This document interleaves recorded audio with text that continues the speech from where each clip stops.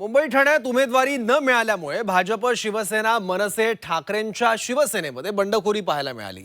मुंबई ठाण्यात भाजप, शिवसेना, मनसे आणि ठाकरेंच्या शिवसेनेची युती आहे। त्यामुळे कुठे ठाकरेंची सेना तर कुठे मनसेला जागा सुटल्या आहेत। त्यामुळे नाराज कार्यकर्त्यांनी थेट बंडाचा झेंडाच हातात घेतलाय।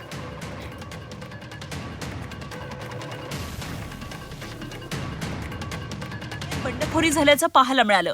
वांद्र्याच्या वॉर्ड क्रमांक 95 मधून ठाकरेंकडून हरिशास्त्रींना उमेदवारी दिल्यानं चंद्रशेखर वांगणकरांची बंडखोरी झाली।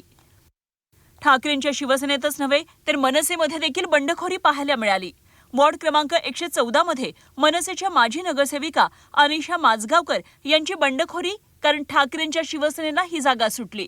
संजय दिना पाटील यांची मुलगी राजोल पाटलांना या ठिकाणी उमेदवारी मिळाली। ठाण्यात शिंदेंच्या शिवसेनेत देखील बंडखोरी झाली। टेंभी नाक्याचे शाखा प्रमुख निखिल बुडजुडे यांनी वॉर्ड क्रमांक 22 मधून बंडखोरी केली।